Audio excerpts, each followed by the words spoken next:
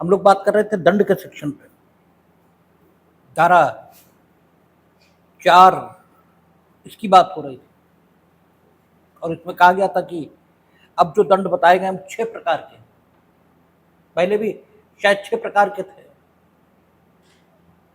उनमें से शायद एक निर्वासन संबंधी दंड, इसको निरसित किया गया था, लेकिन अब सिर्फ 6 प्रकार के दंड यहां बताए हैं। और गाखंड कारावास, उसके बारे में कहा कि कठिन अर्थात कठोर श्रम के साथ और सादा। हमने कहा था इसमें कमी है, अभी भी कठोर श्रम के साथ तो श्रम की कठोरता ये किसके पॉइंट ऑफ व्यू से निर्देशित की जाएगी, किसके पॉइंट ऑफ व्यू से तय की जाएगी, ये अभी भी यहां स्पष्ट नहीं किया गया है। क्योंकि जो श्रम एक के लिए कठोर हो सकता है वो श्रम दूसरे के लिए बिल्कुल कठोर ना हो, ये भी हो सकता है। और जो श्रम एक के लिए बिल्कुल आसान है वो दूसरे के लिए इतना कठोर हो सकता है कि वो उसे कर ही ना पाए। तो कठोर श्रम के सहित कारावास, इस बात को अभी और स्पष्ट किए जाने की जरूरत है, जो कि यहां नहीं किया गया। आप कठोर श्रम, इससे मतलब क्या है आपका? आप व्यक्ति को दोष सिद्ध कर रहे हो। कठोर श्रम के साथ आपने कारावास ये निर्णित कर दिया, लेकिन श्रम की कठोरता ये किसके हिसाब से तय होगी?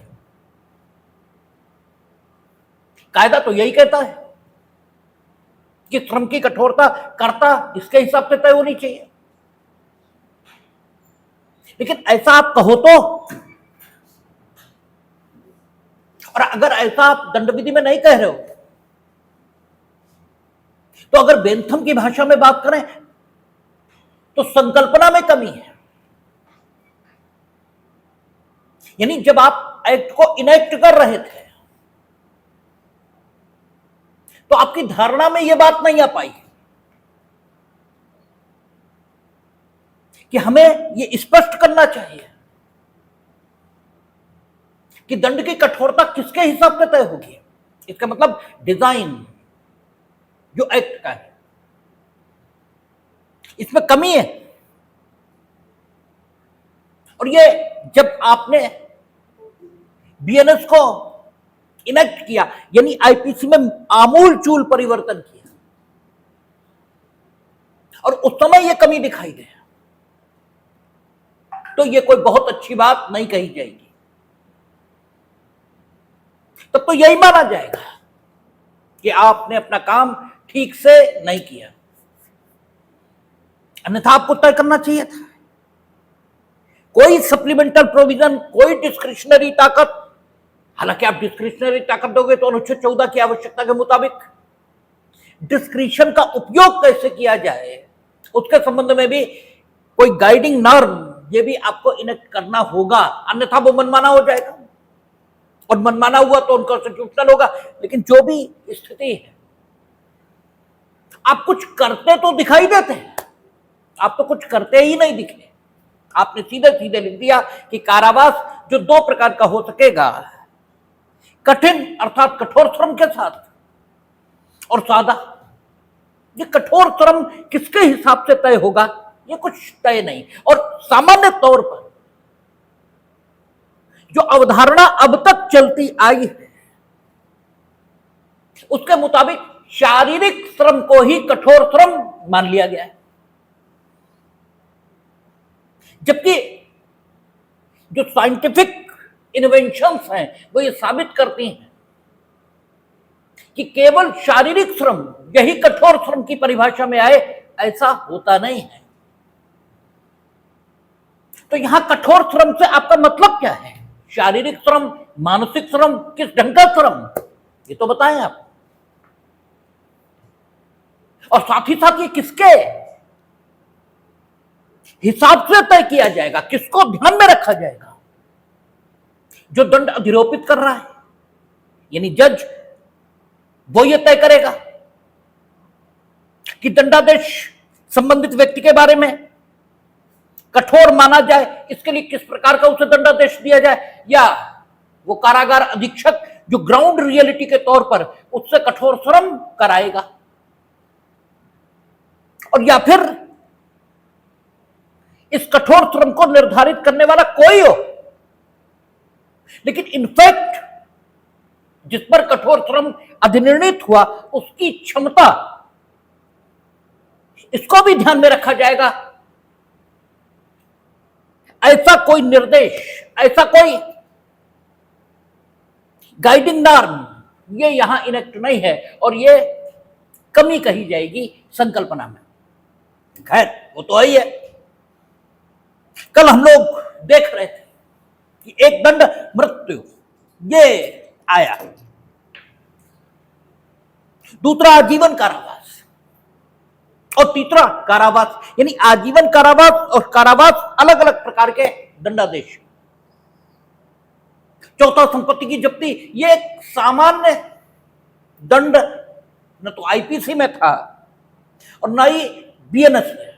आईपीसी में भी केवल 126, 127 ये धाराएं थी, एक आध कोई और हो तो हो सकता और हो। ऐसे ही बीएनएस में भी एक्सेप्शनली संपत्ति की जब्ती का दंड अधिनिर्णित करने के संबंध में निर्देश है। हां ये ठीक है कि जिन्हें कठोर कानून कहा जाता है, जैसे गैंगस्टर है या फिर एनडीपीएस है, उसमें अगर अपराध का कर्ता अपराध के माध्यम से संपत्ति का अर्जन यह भी करता है तो संपत्ति की जब्ती का प्रावधान वहां दिया गया है। लेकिन सिर्फ वही संपत्ति जिसका अर्जन उसने अपराध से ही किया है। लेकिन वे कठोर कानून है और विशेष विधियां इस शीर्षक में आएंगे। बीएनएस में संपत्ति की जब्ती या आईपीसी में संपत्ति की जब्ती ये एक अपवादिक दंड इस रूप में वर्णित है। आगे कहता है जुर्माना, तो जुर्माना तो दंडादेश है ही है। और नया जो जोड़ा सामुदायिक सेवा, आजीवन कारावास के बारे में हम लोग चर्चा कर रहे थे कि आजीवन कारावास को आप किसके साथ पढ़ेंगे, धारा 6 के साथ, जो कहते हैं कि दंडावधियों की भिन्नों की गणना करने में, दंडावधियों की भिन्नों की गणना करने में अन्यथा उपबंधित के सिवाय, यानी अगर कुछ अन्यथा उपबंधित है तो आजीवन कारावास है ही है। ठीक है, तब तो अन्यथा उपबंधित अगर कुछ है तब तो आजीवन कारावास ही माना जाएगा। लेकिन अन्यथा उपबंधित कुछ है ही नहीं। ठीक, अन्यथा उपबंधित कुछ भी नहीं है। या कहीं अन्यथा उपबंधित है कि आजीवन कारावास को 40 वर्ष का कारावास मान लेंगे तो भी बात अलग हो जाएगी। हालांकि ऐसा कहीं उपबंधित है नहीं। लेकिन दोनों तरफ हमें बात समझनी चाहिए। वो कहता अन्यथा उपबंधित के सिवाय, यानी कुछ अन्यथा उपबंधित हो रहा है आजीवन कारावास का अर्थ। तो अगर अन्यथा उपबंधित हो गया तो आजीवन कारावास का वही अर्थ लेंगे जो अन्यथा उपबंधित हुआ। और अगर अन्यथा उपबंधित कुछ नहीं मिल रहा है और आपको आजीवन कारावास ये जो दंड दिया गया है इस दंडावधि की भिन्न, यानी इस दंडावधि का फ्रैक्शन ऑफ टाइम, इसकी गणना करनी है। ऐसी कोई सिचुएशन आ गई है जिसमें आपको आजीवन कारावास के दंड की अवधि की गणना करनी है, ऐसी स्थिति आपके सामने है। तो उस स्थिति में आपकी सहायता के लिए पहले धारा 57 थी और अब कौन सी धारा 6 दिया गई कि जब आपको ऐसी स्थिति का सामना करना पड़े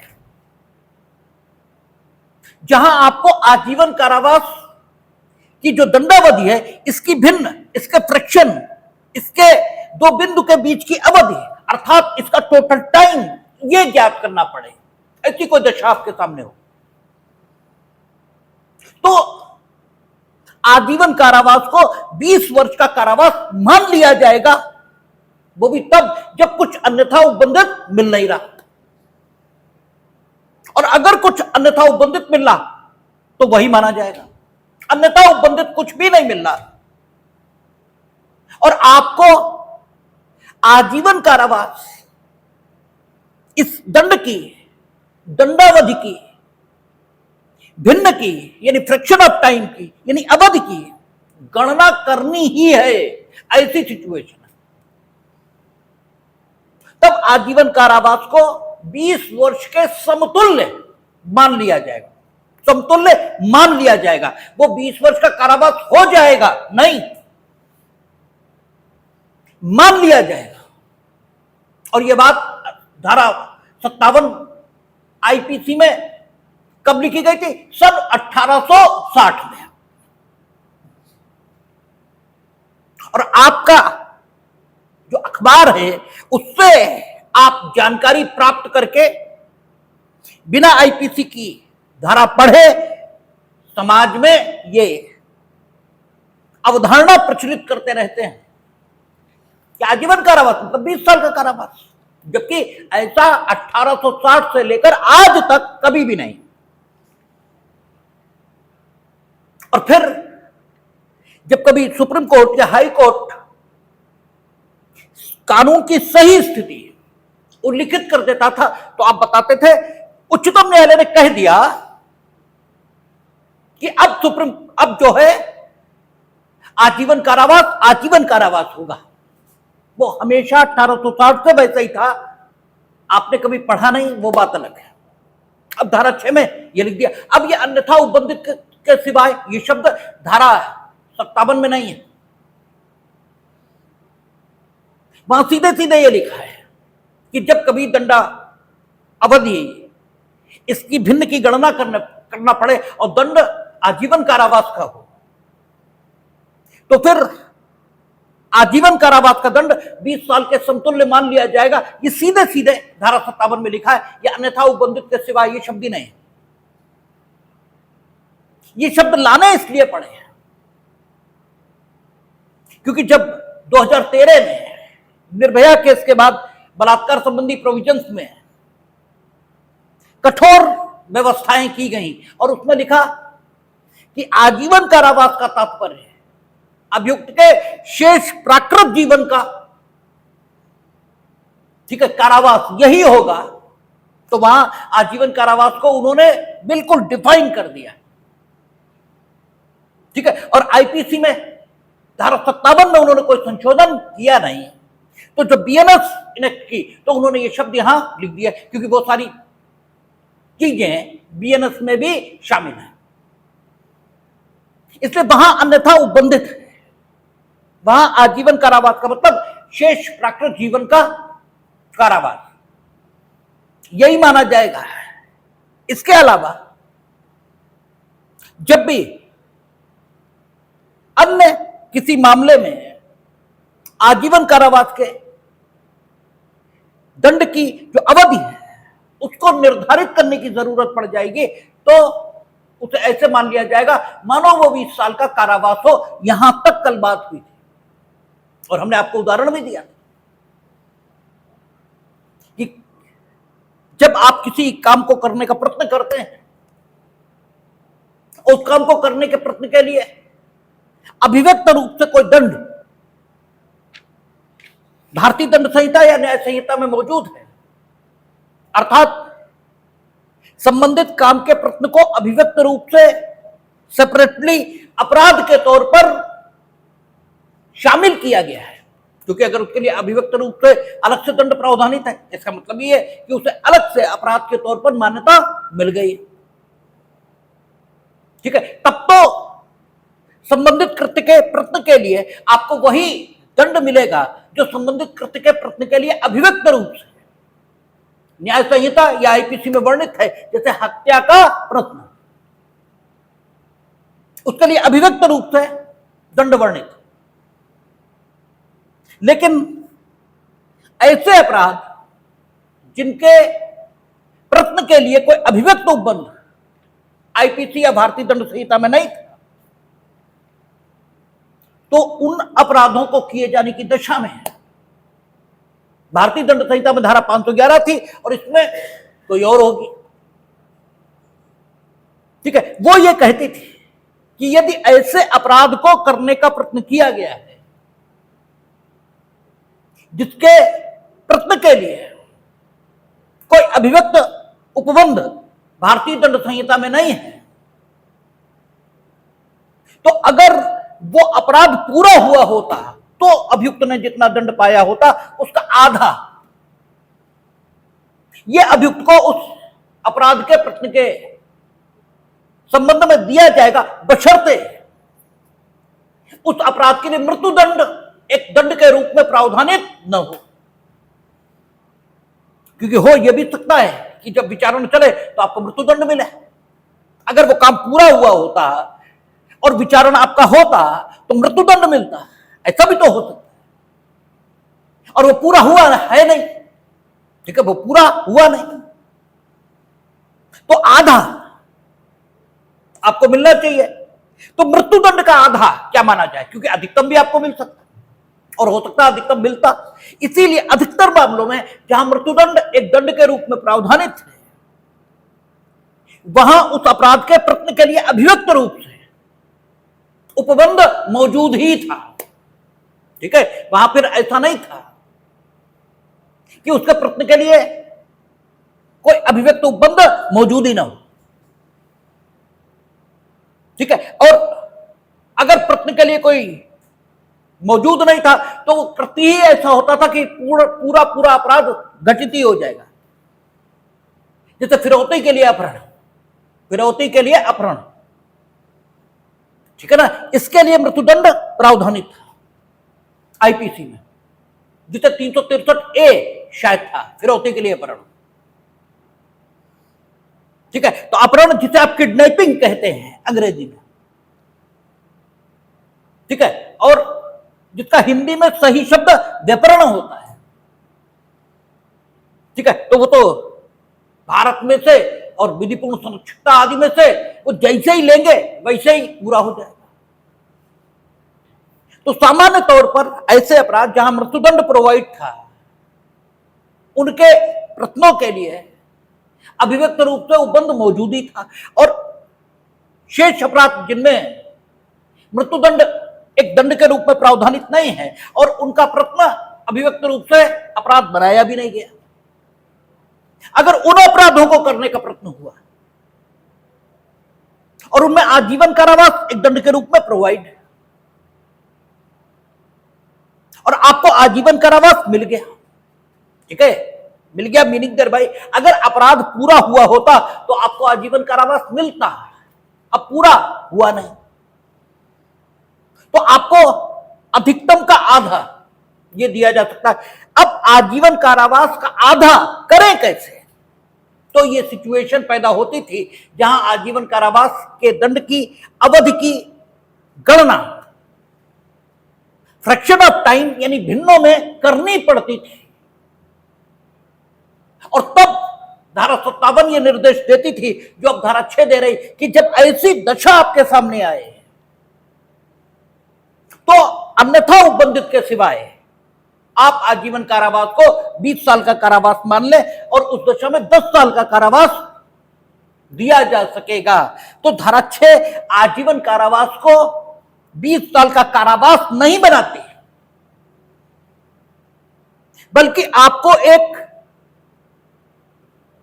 सिचुएशन उपलब्ध कराती है, आपको एक तरीका उपलब्ध कराती है उस स्थिति से निपटने का जिसमें आजीवन कारावास के आधे दंड की गणना ये आपको करनी ही पड़े। ऐसी सिचुएशन आपके सामने हो, ऐसी स्थिति आपके सामने हो कि आपको ये जानना पड़े कि आजीवन कारावास का आधा कितना माना जाए। ऐसी दशा जब भी आपके सामने पैदा हो, उस दशा को सुलझाने के लिए यह सेक्शन बना हुआ था, जो पहले धारा 57 था, अब धारा 6 है, कि इस दशा में आप ये मान लें कि आजीवन कारावास 20 साल का कारावास है और उसका आधा 10 साल मान लें। ये कल आपसे यहां तक बात हुई थी। कहता दंडादेश का लघुकरण, दंडादेश के लघुकरण की शक्तियां सीआरपीसी में समुचित सरकार उसे भी प्राप्त है और राज्यपाल राष्ट्रपति उन्हें भी प्राप्त है। लेकिन राज्यपाल और राष्ट्रपति, उनकी शक्तियां बड़ी विस्तृत हैं। वो दंडादेश का लघुकरण कर सकते हैं, क्षमा कर सकते हैं, ठीक है, और साथ ही साथ दंडादेश की प्रकृति इसे भी बदल सकते हैं, निलंबन कर सकते हैं। वहां निलंबन, परिहार, लघुकरण और क्षमादान, सभी की शक्तियां उन्हें प्राप्त है और उनकी शक्ति पर कोई प्रतिबंध नहीं, सिवाय इसके, किसमें कहा था, नानावटी के मुकदमे में जब हम बात कर रहे थे तब आपसे चर्चा हुई थी कि जब तक जुडिशियल प्रोसेस चल रहा है तब तक क्षमा नहीं कर सकते, ठीक है। जुडिशियल प्रोसेस जब एंड हो जाएगा तब क्षमा करेंगे, उससे पहले क्षमा नहीं कर सकते। क्योंकि नानावटी इस मुकदमे में क्या हुआ था, नौसेना का अधिकारी था, नौसेना का हो, वायुसेना का हो, था सेना का, और उसे सजा हुई थी, उनकी एसएलपी पेंडिंग थी, एसएलपी पेंडिंग थी, मीनिंग देयर बाय एसएलपी दर्ज नहीं हुई थी, अनुमति नहीं मिली थी उन्हें, क्योंकि एसएलपी फाइल करने के लिए पहले आपको उनकी अनुमति लेनी होगी, अनुमति मिली नहीं थी, अनुमति के लिए सिर्फ आवेदन था। और नानावटी, इन्हें जेल जाने की स्थिति आ गई थी, क्योंकि कोर्ट का यह नियम है कि अगर आपको नीचे सजा हुई है तो आप पहले सरेंडर करेंगे, आफ्टर दैट आपकी एसएलपी सुनी जाएगी। तब तक राष्ट्रपति या राज्यपाल ने, ये इस समय याद नहीं आ रहा, उन्होंने दंडादेश को क्षमा कर दिया था। अब प्रश्न यह था कि क्या दंडादेश की जो क्षमा की शक्ति है, जो कॉन्स्टिट्यूशनल ताकत है, वो इस समय इस्तेमाल हो सकते हैं, जबकि 136 जो कि ऑलरेडी ये जो भी कॉन्स्टिट्यूशनल पावर ही है, क्योंकि 136 और जहां आप क्षमा करेंगे, यानी अनुच्छेद 72 ही है ना राष्ट्रपति के लिए, तो दोनों है तो संवैधानिक ताकतें। तो 136 जब आवेदन है उस ताकत के उपयोग के लिए, उस समय अगर आप क्षमा कर रहे हो तो सुप्रीम कोर्ट का जुरिडिक्शन कहीं ना कहीं आप सीमित कर रहे हो। और जब कानून के दो प्रोविजन हो और उनका भी एक संघर्ष की दशा है, तो निर्वचन का, ठीक है, जो गोल्डन रूल है, जिसे हार्मोनियस कंस्ट्रक्शन कहा जाता है, कि अर्थात अर्थान्वयन ऐसे आना चाहिए कि दोनों को बल प्राप्त हो। तब सुप्रीम कोर्ट ने कहा था कि इस समय बेल देने की ताकत सिर्फ हमें है, क्योंकि जुडिशियल प्रोसेस अभी एंड नहीं हुआ, जुडिशियल प्रोसेस अभी समाप्त नहीं हुआ। आप अपनी क्षमादान की शक्ति का इस्तेमाल कर सकते हैं, क्षमादान की शक्ति है, ये नहीं एफआईआर लिखते ही क्षमादान कर दिया, अभी तो पता ही नहीं। पहले ट्रायल कोर्ट, अपीलेट कोर्ट तय तो करें, क्योंकि जो दोषी है क्षमा वही होगा, और अभी तो आप विचाराधीन। जब आप विचाराधीन हैं तो क्षमा किसे किया गया, क्योंकि विचार के उपरांत पाया जा सकता है क्षमा की जरूरत है ही नहीं। तो कोर्ट ने कहा था कि नहीं, it is not the proper time, you can not exercise, you can not enjoy your powers at this point of time, ठीक है। उन्होंने कहा जुडिशियल प्रोसेस समाप्त हो जाएगा, देन आप शक्तियों का इस्तेमाल करेंगे।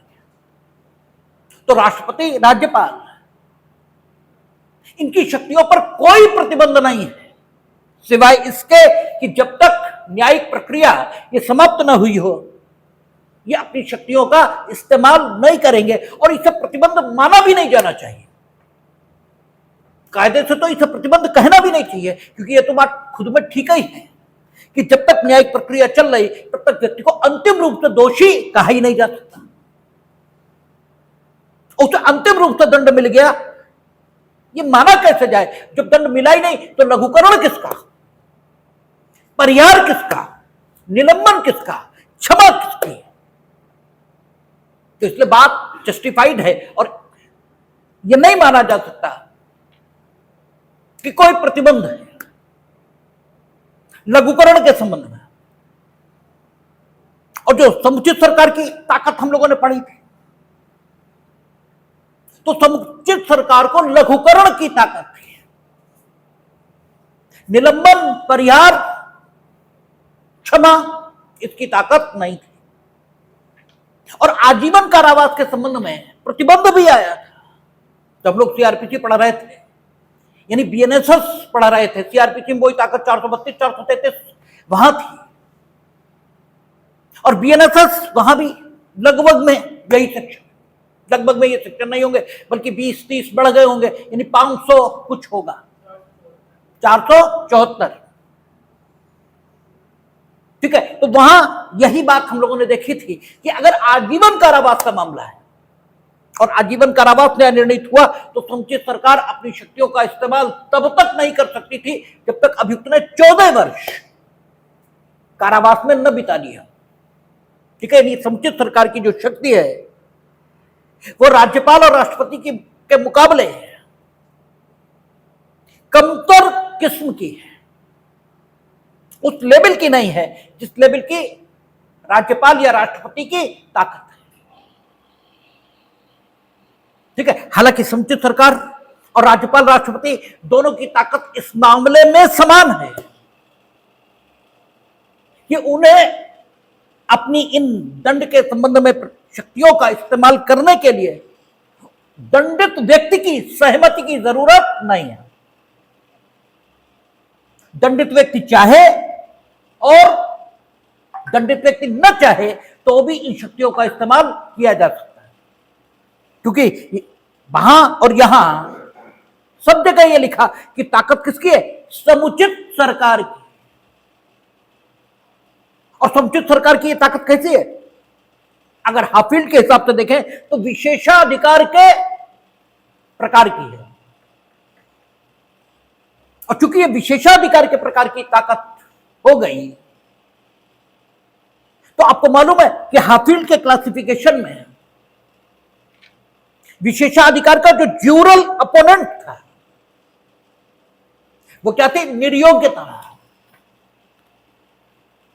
ठीक है, और सामान्य ने इसी विशेषाधिकार को अधिकार कहा था और उसके अगेंस्ट भी, ठीक है, निर्योग्यता। यानी अगर एक में विशेषाधिकार होगा तो फिर सब में निर्योग्यता होगी, अर्थात कोई उस विशेषाधिकार के इस्तेमाल की दशा में किसी प्रकार का कोई प्रश्न उठा ही नहीं सकेगा। तो यहां विशेषाधिकार के सूरत का अधिकार समुचित सरकार को दिया गया था। कहां? सीआरपीसी में। वही बात यहां कही है उन्होंने कि दंडादेश का लघुकरण, कहता समुचित सरकार अपराधी की सम्मति के बिना, ये शब्द लिखने अनावश्यक, न भी लिखें काम चलेगा, क्योंकि यहां जो ताकत है सरकार की वो विशेषाधिकार के सूरत की है। हाफिल्ड इसीलिए इंपॉर्टेंट हो जाते हैं एज ए जूरिस्ट, और इसीलिए एलएलबी हो, एलएलएम हो, जूरिस्प्रूडेंस अगर आपसे पूछा जाएगा तो उसमें हाफिल्ड पूछे जाएंगे। हाफिल्ड बेहद इंपॉर्टेंट, ठीक है, रहते हैं हर प्रकार के पाठ्यक्रम में। कोई आप एलएलबी का एग्जाम दे रहे हैं, आप एलएलएम का दे रहे हैं, इसका मतलब नहीं। अधिकार और कर्तव्य का जो वर्गीकरण हाफिल्ड या सामान्य ने किया है वो आपसे पूछा ही जाता है। ठीक है, जैसे आपको यह नहीं मालूम होता कि हम जो न्यायालय के समक्ष आर्गुमेंट कर रहे हैं और ये कह रहे हैं कि नहीं साहब 4 लोग तो थे, लेकिन मेरे हाथ में डंडा था और डंडे की कोई चोट उपहत के शरीर पर नहीं पाई गई। ये आप क्यों कह रहे हो? ये आपको मालूम नहीं होता, लेकिन कहते आप रोज हो। अगर हम आपसे पूछ दे क्यों कह रहे हो ये बात, तो आप ये नहीं बता सकते कि धारा 3(9) या पूर्व में धारा 38 में यह लिखा है कि जबकि कोई आपराधिक कार्य कई व्यक्तियों द्वारा मिलकर किया गया है, तो उनमें से कोई एक व्यक्ति अपने कार्य के आधार पर विभिन्न अपराधों का दोषी हो सकेगा। हम इसलिए कह रहे हैं कि उपहत के शरीर पर कोई चोट मेरे द्वारा जो हथियार हाथ में लिया गया है उसकी नहीं पाई गई है। इससे यह दर्शित होता है कि मेरा आशय अन्य लोगों से डिफरेंट था और इसलिए हमें अपने कार्य के आधार पर मूल्यांकित किया जाना चाहिए और हमें उस अपराध का दोषी नहीं माना जाना चाहिए जिस अपराध का आरोप अभियोजन हम पर लगा रहा है। यह आपको मालूम नहीं होता, लेकिन कहते आप रोज हैं। ठीक है, ऐसे ही बहुत सारी बातें हैं कानून में आपको मालूम नहीं है, लेकिन कहते आप रोज हैं। और इसी में से आपको गलतफहमी पैदा होने लगती है कि जो लिखा है वो चलता नहीं, क्योंकि ये लिखा हुआ इस रूप में, जिस रूप में आप चाहते हो, कहीं मिलता नहीं। लेकिन जो लिखा है उसका मतलब यही होता है। और जब आप ये कहते हो, प्रोसिक्यूटर की ओर से आर्गुमेंट आता है कि नहीं सर ये एक साथ आए थे, वो ये दर्शित कर रहा है कि तुम आए तो एक साथ थे, तो इससे क्या हो रहा है? वो 34 क्या तर्क ले रहा है। वो कहता आए साहब ये एक साथ थे, इनने पकड़ा, इनने मारा। ठीक है, तो वो 34 का आर्गुमेंट ले रहा है। और ये भी ठीक कि अक्सर अभियोजकों को भी ये नहीं मालूम होता कि वो ऐसा क्यों कह रहे हैं। तो कानून तो ऐसे ही चल रहा है, ठीक है, चल रहा है, लेकिन ये नहीं मालूम है कि इसमें ये चीज लिखी है इसलिए। और जब आप पहले सिद्धांत को देखते हैं फिर प्रैक्टिकल देखते हैं, तब एकदम शानदार तरीके से कानून समझ में आता है। तो हाफिज सामंड आपसे क्यों पूछे जा रहे हैं LLB LLM में,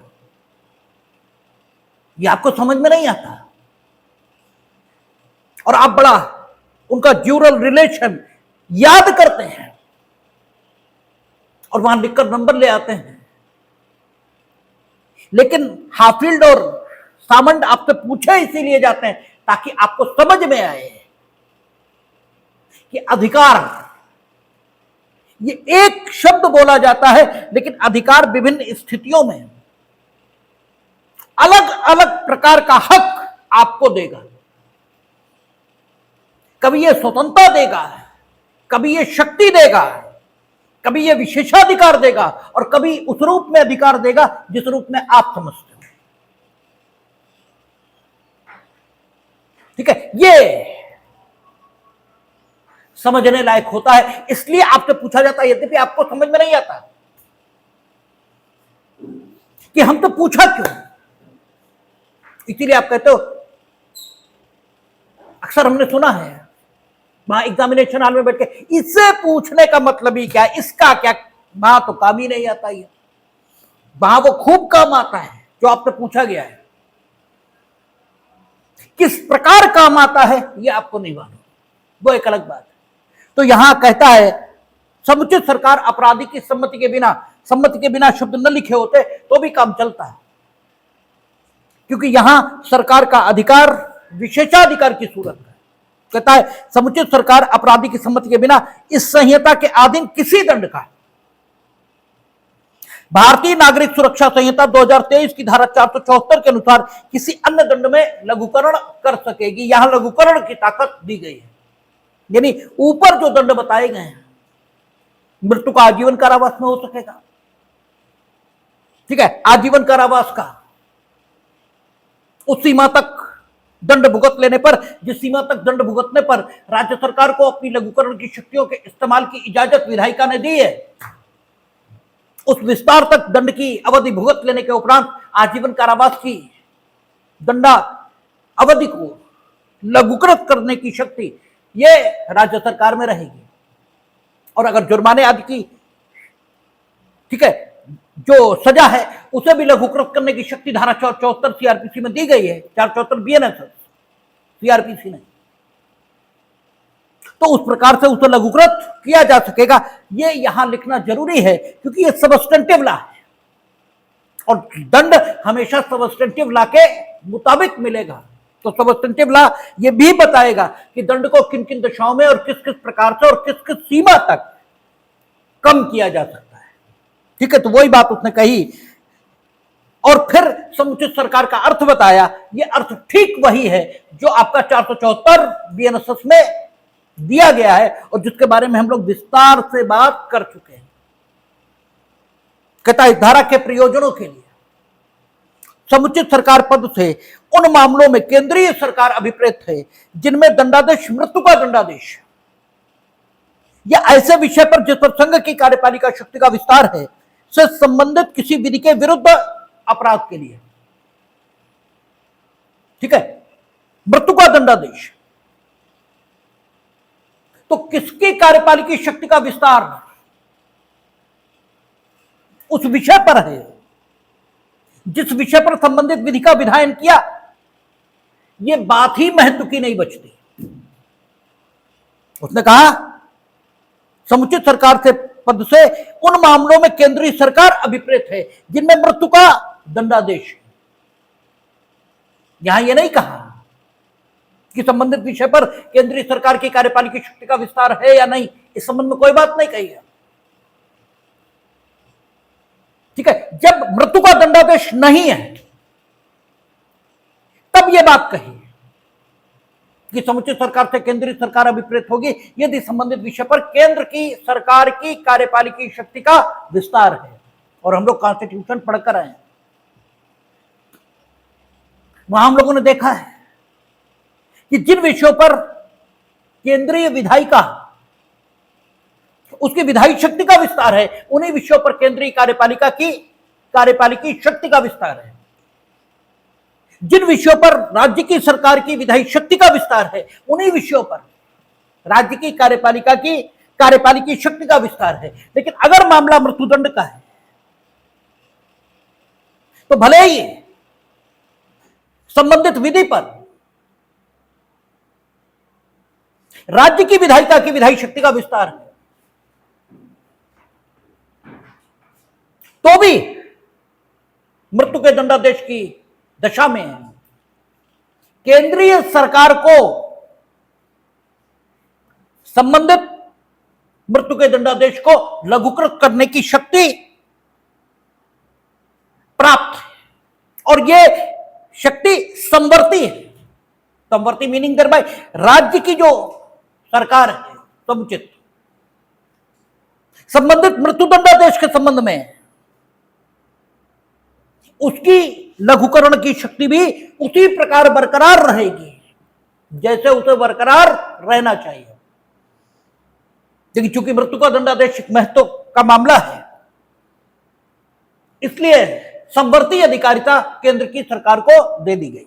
और अगर मृत्यु का दंडादेश नहीं है तो फिर शर्त आ जाएगी कि संबंधित विधि पर केंद्र की कार्यपालिकी शक्ति का विस्तार होना चाहिए। खाखंड में कहता उन मामलों में राज्य की सरकार अभिप्रेत है जिसके भीतर अपराधी दंडादिष्ट हुआ है। उन मामलों में उस राज्य की सरकार अभिप्रेत है जिसके भीतर अपराधी दंडादिष्ट हुआ है, जहां की दंडादेश चाहे मृत्यु का हो या नहीं। ऐसे विषय पर जिस पर राज्य की कार्यपालिका शक्ति का विस्तार है से संबंधित किसी विधि के विरुद्ध अपराध के लिए, ठीक है, उन मामलों में उस राज्य की सरकार अभिप्रेत है।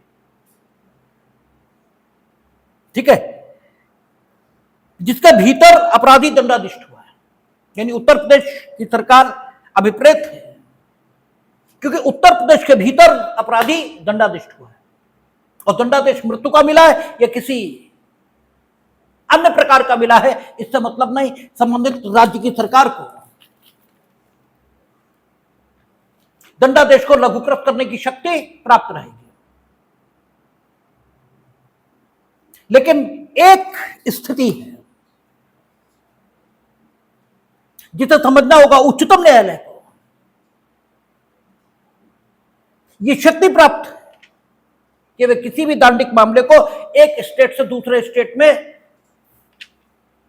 विचारण के लिए ट्रांसफर कर सकते हैं। और अगर उन्होंने उत्तर प्रदेश से मामला उठाकर मध्य प्रदेश में ट्रांसफर कर दिया और वहां व्यक्ति दंडाधिष्ट हुआ है और उसका अपराध उस विषय के संबंध में है जिस पर राज्य की विधायी शक्ति का विस्तार है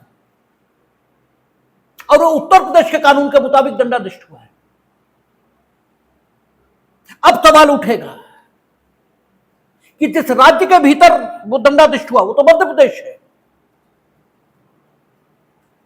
और जिस राज्य की विधायी शक्ति के संबंध में अपराध हुआ वो उत्तर प्रदेश है।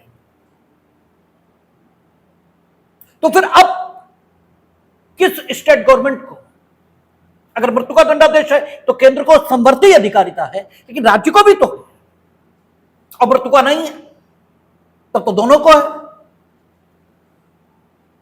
तो सवाल यह है कि लघुकरण की शक्तियों का इस्तेमाल कौन सा प्रदेश करेगा। मध्य प्रदेश यहां एक्चुअली वो दंडित हुआ या उत्तर प्रदेश जहां या जिसकी विधि के संबंध में वो दंडित हुआ। और जब ये सवाल उठते हैं तभी न्यायिक निर्णयों की जरूरत पड़ती है क्योंकि इस समस्या का समाधान अधिनियमित विधि के आधार पर नहीं हो सकता और निर्णयज विधि यहीं पर काम आती है। अगर निर्णयज विधि के माध्यम से आप कानून समझ रहे हो तो इसका एक ही अर्थ है कि तुम्हारे टीचरों ने तुम्हें कुछ नहीं पढ़ाया। ठीक है, ठीक है, आप समझना चाहते समझ लीजिए, तो ज्ञान तो जहां से हासिल हो वहां से हासिल कर लेना चाहिए। अगर तुम्हें 302 समझने के लिए, 302 गलत बोल रहे हैं, धारा 300 या वर्तमान में धारा 100 या 103 इसको समझने के लिए केस लॉ की जरूरत पड़ रही है तो या तो तुम पढ़े नहीं और या तुम्हारे टीचरों ने तुम्हें कुछ पढ़ाया नहीं।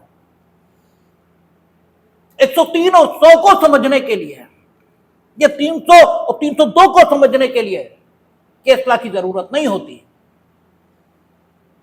आपकी परिस्थिति, आपका स्टेटस जज का है, वकील का है, इसका मतलब नहीं। आपको आता कुछ नहीं है, इतना तय है। अगर आपको 300 या 302, 100 या 103 इसे समझने के लिए भी केस लॉ की जरूरत है तो निर्णयक विधि की जरूरत यहीं पर होती है जहां कानून स्पष्ट है ही नहीं, कानून में स्पष्टता का अभाव है या कानून के दो अर्थान्वयन संभव है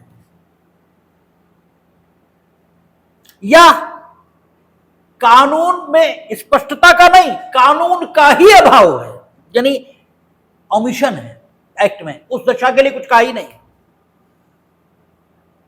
तब कौन सा अर्थ ले कानून का? जब यह समस्या पैदा होती, यहां पर आप केस लॉ मांगो तो बात ठीक है, जहां पर मांगा भी जाता और यहां पर होना भी चाहिए। ठीक है, तो यहां पर केस लॉ की जरूरत पड़ेगी।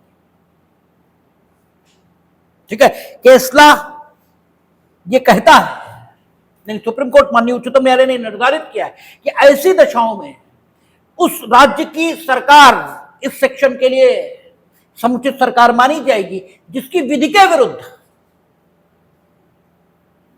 अपराध किया गया है, क्योंकि जो टोटल योजना दिखाई देती है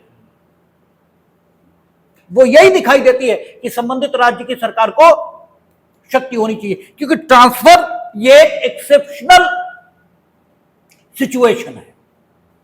तो एक्सेप्शनल सिचुएशन की व्याख्या सामान्य सिचुएशन के अकॉर्डिंग होनी चाहिए और सामान्य सिचुएशन के अकॉर्डिंग एक्सेप्शनल सिचुएशन की व्याख्या यही हो सकती है कि मध्य प्रदेश नहीं, जहां एक्चुअली व्यक्ति को दंडित किया गया, बल्कि उत्तर प्रदेश, जिसकी विधि के संबंध में संबंधित व्यक्ति को दंडित किया गया, वही या उसी राज्य की सरकार इस सेक्शन के लिए समुचित सरकार, इस शब्दावली के अंतर्गत समुचित सरकार मानी जाएगी। आगे सेक्शन 6 पर हम लोग बात कर चुके हैं, ठीक है, वो दंडावधियों की भिन्नों से संबंधित है। धारा 7, और ये पूर्व की आईपीसी की कौन सी है? धारा 60,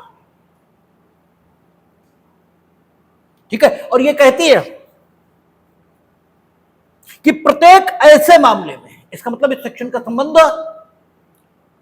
विशेष दशाओं से है, क्योंकि उसने सामान्य बात नहीं कही। पहला शब्द जो उसने कहा वही ये कहा कि प्रत्येक ऐसे मामले में। हमने कहा कि बेयर को हमेशा बहुत धीमे धीमे, बहुत आराम से, बहुत ढंग से और सोच विचार के साथ पढ़ना चाहिए। जब आप ऐसा करते हैं तो सही अर्थ निकलते हैं। और अगर घास काटेंगे तो घास ही कटेगी, ठीक है, आएगा जाएगा कुछ नहीं, और गलत 100% हो जाएगा। इसलिए आराम से, बेयर हमेशा बहुत आराम से पढ़ा जाता है। कहता है प्रत्येक ऐसे मामले में, तो शब्द की जो योजना है उसने अपने में तय कर दिया कि नो, इस सेक्शन का विस्तार सभी स्थितियों पर नहीं है, कुछ विशेष दशाओं के संबंध में ही यहां कुछ प्रावधानित हुआ है। क्यों? उसने लिखा प्रत्येक ऐसे मामले में जिसमें कोई अपराधी दोनों में से किसी भांति के कारावास से दंडनीय है। इसका मतलब मसला गा खंड से संबंधित है, न तो का से संबंधित है, न खा से, न घा से, न वहां से, न चा से, ठीक है, क्योंकि 6 प्रकार के दंड ये बताए गए, और 6 में से उसने केवल एक की चर्चा की, धारा 60 या 7। इसमें उसने कहा प्रत्येक ऐसे मामले में जिसमें अपराधी, जिसमें कोई अपराधी, अब यहां सब जगह अभियुक्त शब्द लाते हैं, यहां अपराधी ला रहे हैं। क्यों? यहां दंडादिष्ट व्यक्ति के संबंध में चर्चा चल रही है, क्योंकि हम दंड की चर्चा कर रहे हैं। और दंड किसे मिलेगा? अपराधी को, यानी जो लीगल प्रोसेस से अभियुक्त से क्या बन गया? आपका गिल्टी पर्सन बन गया है, जो अब अभियुक्त नहीं है, जो अब अपराधी है, ऑफेंडर है।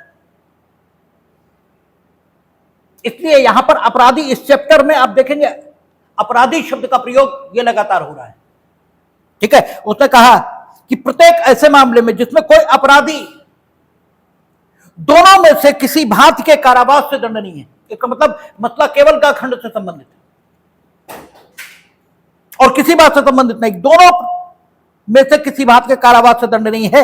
वह न्यायालय है जो ऐसे अपराधी को दंडादेश देगा, सक्षम होगा कि दंडादेश में वह निर्दिष्ट करे कि ऐसा संपूर्ण कारावास कठिन होगा या यह कि ऐसा संपूर्ण कारावास सादा होगा, या यह कि ऐसे कारावास का कुछ भाग कठिन होगा और शेष सादा।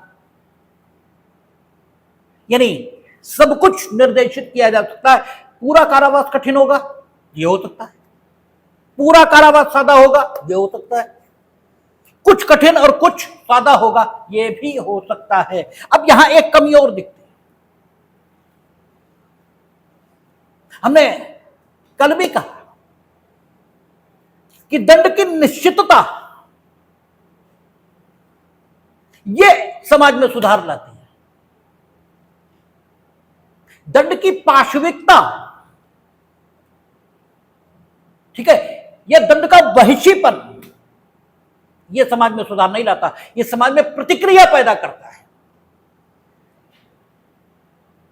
और जो लोग दंड देंगे, एक्चुअली जो प्रशासित करेंगे दंड को, उनके मनों को भी कहीं ना कहीं कठोर बना देता है, ठीक है, एक सामान्य व्यक्ति किसी के जेल जाने पर दुखी होता है, लेकिन कचहरी में कोई जेल जाने से दुखी नहीं होता, बोले ठीक जेल भेज दो। सामान्य व्यक्ति मृत्यु से दुखी होता है, कोई डॉक्टर मृत्यु से दुखी नहीं होता। अगर होगा तो वो खुद भी मर जाएगा, क्योंकि इमरजेंसी में भी गया, पट पट पट 3 मर गए, अब उसे उसके बाद चाय पीनी है, चाय पी के रिफ्रेश होना है, अभी फिर 3 का ऑपरेशन और लगा है, हो सकता है वो 3 भी मर जाए। ठीक है, तो संवेदनशीलता कम होती चली जाती है, जबकि एक सामान्य व्यक्ति, एक आदमी उसके सामने मर जाए, उसे 10 दिन 2 दिन तो कम से कम खाना अच्छा नहीं लगेगा। तो अगर हम दंड पाशविक और बर्बर बनाते हैं, तो जो लोग दंड को वाकई प्रशासित करेंगे वो भी कठोर होते जाएंगे और अंततः समाज का नुकसान होगा। इसलिए दोष सिद्ध हो गया व्यक्ति, अब हमें फिर विचार करना चाहिए कि आखिर इस व्यक्ति को क्या दंड दें,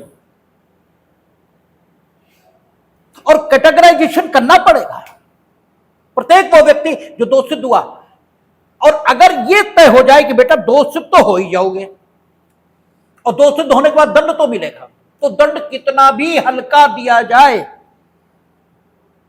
दंड का हल्का या गंभीर होना क्योंकि अपराधी के अपने हाथ में और उसकी मांग पर आधारित नहीं होता, इसलिए अपराधी को डराएगा तो है ही कि अगर हमने गड़बड़ किया तो दोषित तो हम हो ही जाएंगे, और दोषित होने के बाद भैया उनका मन हल्का देंगे तो हल्का मिलेगा, और कहीं गंभीर दिया तो क्या करेंगे।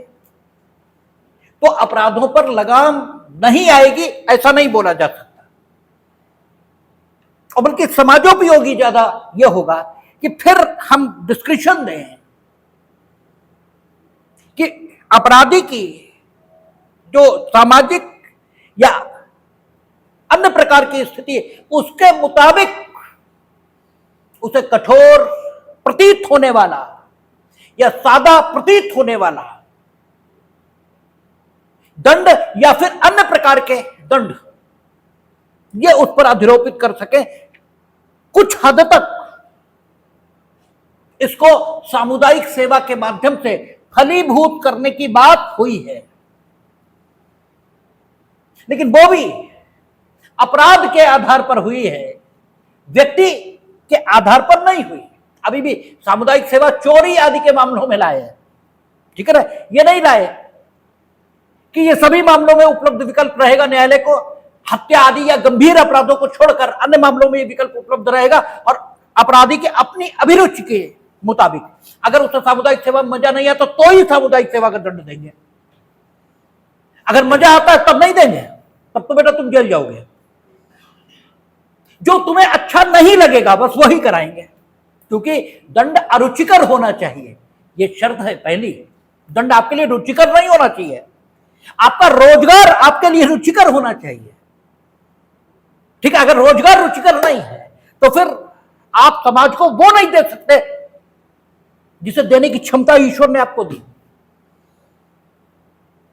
ठीक है। और अगर आपका दंड आपके लिए रुचिकर हो गया फिर वो दंड बचेगा ही नहीं, फिर तो पुरस्कार हो गया, फिर वो दंड कहां है। दंड की परिभाषा हमें तो ऑस्टिन की ही सबसे बेहतर लगी है कि दंड एक ऐसी परिस्थिति है जो संप्रभु द्वारा गारंटीड है। यदि आप संप्रभु के समादेश का उल्लंघन करेंगे तो आपको उसी परिस्थिति में रहना पड़ेगा जो आपके लिए अरुचिकर होगी, आप रहना नहीं चाहेंगे जिसमें, उसी में रहना पड़ेगा। तो अगर आप रहना ही चाहते हैं तब फिर कहां बात बनेगी। तो बात अभी भी कंप्लीट नहीं है, लेकिन सामुदायिक सेवा के रूप में कुछ लाए हैं। यहां फिलहाल उन्होंने धारा 60 जो पहले थी वो अब धारा 7 बन गई, और यहां सिर्फ इतना ही कहा कि प्रत्येक ऐसा अपराध जहां दोनों प्रकार का कारावास अधिनिर्णित हो सकता है, अर्थात कठोर और सादा, वहां न्यायालय जो एक्चुअली दंड को एडजुडिकेट करेगा वो सक्षम होगा कि वो चाहे तो संपूर्ण कारावास कठिन कर दे, संपूर्ण कारावास सादा कर दे, कुछ कठिन या कुछ सादा कर दे, ऐसा हक न्यायालय को प्राप्त हुआ। अब धारा 8 कहता है जुर्माने की रकम और जुर्माना आदि देने में व्यतिक्रम। ये 63 और 64 दोनों मिला दी, ठीक है, 63 और 64 दोनों मिलाई है, क्योंकि 63 में कहा था कि जुर्माने की अधिकतम रकम, और 64 में जुर्माना देने में व्यतिक्रम होने पर अतिरिक्त दंड मिलेगा, और 65 में था कि जुर्माना देने में व्यतिक्रम होने पर कारावास अधिकतम जो अधिनिर्णित किया जा सकेगा। ठीक है, ये स्थिति थी। तो 63 और 64 दोनों को मिला दिया और सेक्शन 8 बना दिया। अच्छा, 63 से लेकर 70 तक मिला दिया। अच्छा ठीक है, हाँ, बहुत सारे सबसेक्शन इन्होंने कर दिए। तो 65, फिर 66 और 67 कहता था यदि अपराध जिसके लिए दंडित आप हुए केवल जुर्माने से दंडाधीश, ठीक है, दंडा। और 66 आपका बीच में ये कहता था कि जुर्माना देने में व्यतिक्रम करने पर जो कारावास अधिनिर्णित हुआ है वो मूल दंडादेश के अनुसार ही कठोर या सादा दोनों में से कोई हो सकेगा। और 67 कहता था कि अगर आप केवल जुर्माने से दंडनीय अपराध इसके लिए दोष सिद्ध हुए हैं तो आपको 100 रुपया, 50 रुपया जुर्माना अगर देना था और आपने नहीं दिया तो कितना, 1 महीने, नहीं 2 महीने, 2 महीने, 50 से अधिक, 100 से कम तो 4 महीने, और 100 से ऊपर है तो 6 महीना, इतना कारावास आपको दिया जाएगा। 50, 100, 200 बड़ा कम लगता था, लेकिन 1860 में बनी थी आईपीसीओ, तो 50 रुपए बहुत पैसे हुए। 67, ठीक है, और फिर 68 जुर्माना देने में व्यतिक्रम होने पर अगर कारावास आपको अधिनिर्णित हुआ तो जुर्माना जैसे ही आप देंगे वैसे ही छूट जाएंगे, ये था। और 69 कहता था आनुपातिक भाग अगर जुर्माने का आपने दे दिया और शेष कारावास आपने काट लिया तो जितना बचा है जिसका आपने आनुपातिक भाग दे दिया वो मिलते ही आपको कारावास से मुक्त कर दिया जाएगा। और धारा 70 बताती थी कि जुर्माने की रकम ये कितनी अवधि तक आपसे वसूली जा सकती है। तो चूंकि जुर्माने से ही संबंधित मामला है, ये चलता था 63 से लेकर 70 तक, इसलिए इसको एक सेक्शन में ही ले आए। तो अगर ऐसा किया गया है तो विधायी योजना के दृष्टिकोण से ये बात ठीक ही मानी जाएगी, ये गलत नहीं मानी जा सकती, क्योंकि जो बात ही एक चल रही है। अच्छा, याद करने में भी कोई कठिनाई नहीं, जो 63 थी वो 8-1 हो गई, जो 64 थी वो 8-2 हो गई, जो 65 थी वो 8-3 हो गई। क्या दिक्कत है? दिक्कत तो तब है जब तुमने 64-65 दो ही नहीं पढ़ी थी, दिक्कत तो तब है। अगर वो पढ़ रखी तो कोई दिक्कत ही नहीं। इसीलिए 3 नए अधिनियम लागू होने पर वो कम परेशान थे जिन्होंने पढ़ रखे थे, ठीक है, वो ज्यादा परेशान थे। कहीं से तो हमने पूछ लिया, हमने चलो छोड़ो, ये तो नए बन गए। 1860 में आईपीसी पढ़ी है, ये बताओ उसमें क्या है, ये छोड़ दो, है सबसे पहले ये बताओ। तो है ही नहीं, ठीक है। 1860 में आईपीसी तो 1860 में बनी थी, एविडेंस एक्ट तो 1872 में बना था, सीआरपीसी 1898, फिर 1973। वो याद है, वो पता है, उस पर बात कर लो। और वो पता है तो वही तो यहां है, और व्यवस्थित ढंग से और ठीक से रख दी गई। तो गलत क्या, मतलब गड़बड़ क्या है, आराम से हो जाएगा। तो कहता है जुर्माने की रकम, जुर्माना आदि देने में व्यतिक्रम, जहां वह राशि अभिव्यक्त नहीं है जहां वाराश अभिव्यक्ति नहीं की गई है कि कितना जुर्माना हो सकेगा। वहां अपराधी जिस जुर्माने की रकम का दायी है वह असीमित है किंतु अत्यधिक नहीं होगी। हम इस बात पर सबसे ज्यादा जोर देते हैं, अपने कई सारे लेक्चर्स में हमने दिया है, किंतु अत्यधिक नहीं होगी, अधिक होगी, इसे ऐसे भी पढ़ा जाएगा। उसने जब स्पेसिफिकली मना किया कि अत्यधिक नहीं होगी, इसका मतलब अधिक तो होगी किंतु अत्यधिक नहीं होगी।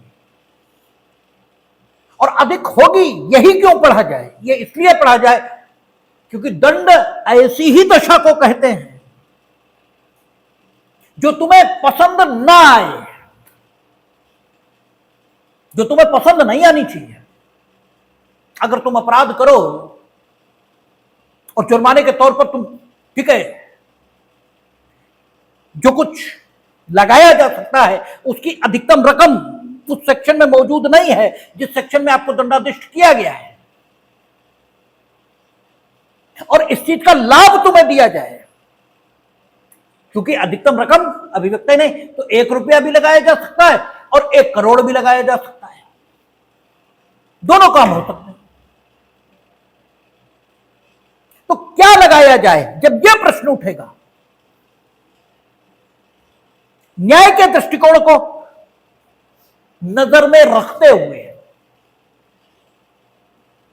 तो फिर एक ही विकल्प है कि 1 रुपया तो नहीं होना चाहिए। नो डाउट असीमित है तो असीमित हो सकता है, कोई सीमा नहीं, लेकिन 1 रुपया तो नहीं होना चाहिए, क्योंकि 1 रुपया आपके लिए वो परिस्थिति पैदा नहीं करेगा जिसे आप पसंद न करो, आप तो और खुश हो जाओगे। क्योंकि अगर हम लोग हीगल को कोट करें तो हीगल कहता है अपराध, गलत काम, इसे जानने के लिए कोई बहुत बुद्धिमान होने की जरूरत ही नहीं। हर वो चीज जो तुम्हारे पक्ष में है वो गलत है, और हर वो चीज जो समाज के पक्ष में है वो ठीक है। आप देखें कि कोई काम, उससे फायदा किसको हो रहा है? अगर आपको हो रहा है तो वो गलत काम है, और अगर वो समाज को हो रहा है तो वो ठीक काम है। और इसी बात को पूरब से लेकर पश्चिम तक सभी ने कहा है। सेंट ऑगस्टाइन, नाम सुना होगा आपने, ठीक है, जुरिस्ट भी हैं, पढ़ते भी हैं हम लोगों को, ठीक है। तो सेंट ऑगस्टाइन ने भी ये कहा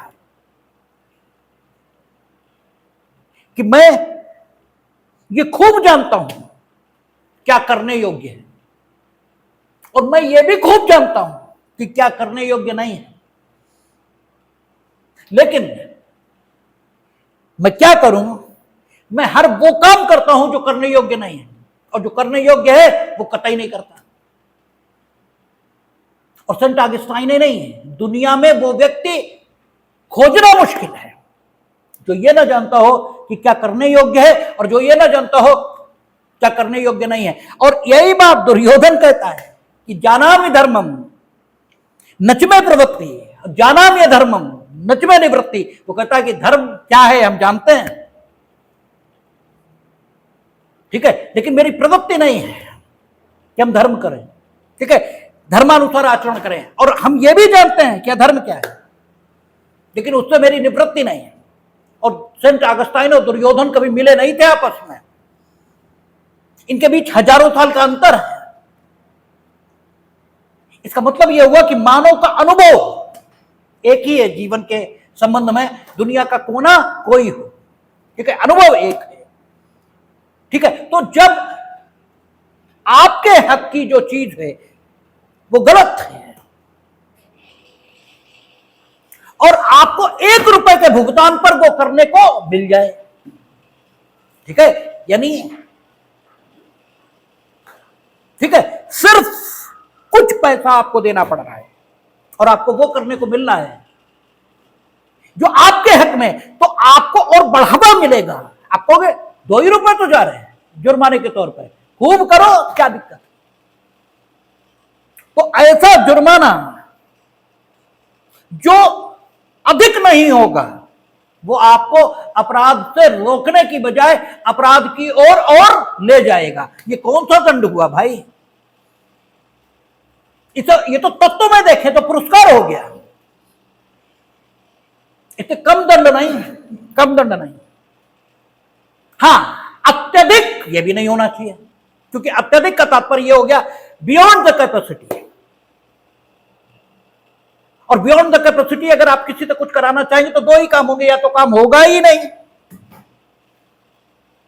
और अगर हुआ तो सामने वाला बचेगा नहीं। दोनों ही स्थितियां हम नहीं चाहते हैं। इसलिए 63 में बड़ा बैलेंस करके शब्द प्रयोग हुआ, जो अब धारा 8 सबसेक्शन 1 है, कि जहां जुर्माने की अधिकतम रकम अभिव्यक्त नहीं है, वहां जुर्माने की रकम असीमित हो सकेगी, किंतु अत्यधिक नहीं।